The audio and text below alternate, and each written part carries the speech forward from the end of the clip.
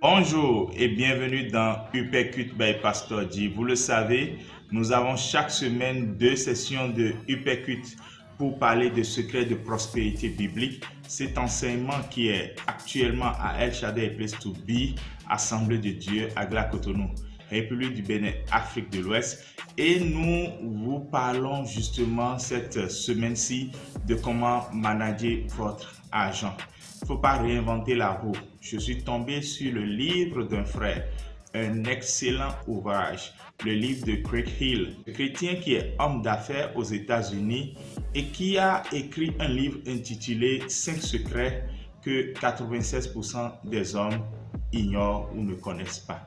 Donc avec ce livre, nous allons découvrir beaucoup de choses qui peuvent faciliter la vie de quelqu'un qui veut convenablement gérer son argent. Craig Hill est parti du constat que Salomon a géré ce que Dieu a mis à sa disposition parce qu'il avait demandé la sagesse à Dieu.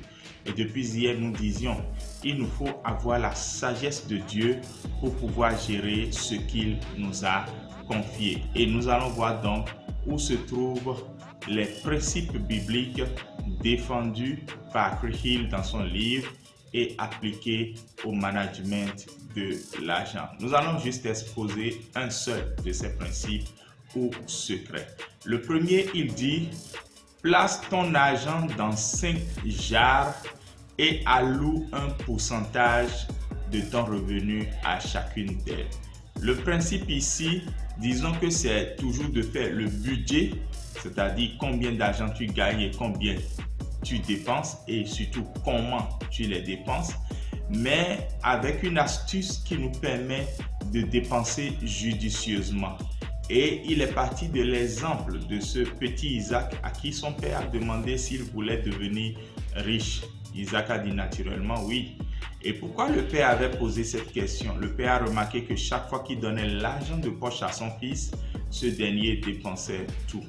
Alors, il a emmené visiter les quartiers des pauvres, les bidonvilles, et son fils n'a pas du tout envie d'habiter plus tard dans un quartier comme celui-là. Il l'a amené plus tard dans un quartier, celui des riches, et là, tout de suite, son fils veut habiter dans ce quartier. Alors, le père d'Isaac lui a raconté l'histoire de son ami Tran, qui est un réfugié vietnamien et qui avait le projet d'installer une société mais n'avait pas les moyens. Et son statut de réfugié ne lui permettait pas non plus d'avoir accès à un crédit opportun auprès des institutions financières. Alors cet homme et sa femme ont décidé de prendre leur week-end pour vendre des légumes parce qu'ils ont estimé que s'ils mettaient systématiquement à part le bénéfice de la vente de légumes en week-end, cela leur prendrait 4 années pour pouvoir avoir les sous nécessaires et lancer le business.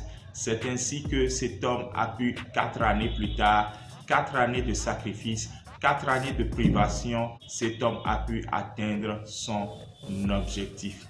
C'est là où le petit a compris ce que son père voulait lui enseigner. Son père lui a montré que désormais, pour gérer son argent de poche de la semaine, il devait affecter un pourcentage de son argent de poche dans des jarres et qu'il n'avait pas le droit de prendre une jarre pour combler une autre. Vous voulez certainement savoir quelles étaient ces 5 jarres. Évidemment, il y avait la dîme, il y avait l'épargne, il y avait l'investissement, il y avait les offrandes et puis il y avait les dépenses générales. Je veux faire maintenant une appréciation personnelle de ce secret de Craig Hill. En fait, les 5 jarres mentionnées ici sont à titre indicatif. Pour le chrétien, naturellement, il y aura la jarre de la dîme. Il y aurait la jarre de la communication. Parce que la plupart des gens n'ont pas alloué un pourcentage fixe de leurs revenus aux frais de communication. Et aujourd'hui, tout le monde sait la façon dont nous dépensons de façon presque compulsive dans la communication, Internet, téléphonie et autres. Oui, il faut pouvoir allouer un pourcentage à votre loyer. Sinon, des gens vivent dans des maisons dont le coût est disproportionnel par rapport aux revenus mensuels qu'ils ont par exemple. Ainsi de suite, ainsi de suite. C'est juste à titre indicatif ce que Greg Hill a dit ici. C'est à nous d'être sages, comme Salomon a été sage, et de faire le budget donc de nos revenus. En faisant le budget, nous avons une ouverture d'esprit qui nous amène désormais à comprendre que nous ne devons pas nous limiter à un revenu. Nous devons développer les sources d'entrée d'argent. Et cela nous donne aussi la discipline dans la dépense. La discipline où nous savons que ce qui appartient à Dieu appartient à Dieu. Ce qui doit être l'expression de notre compassion est l'expression de notre compassion.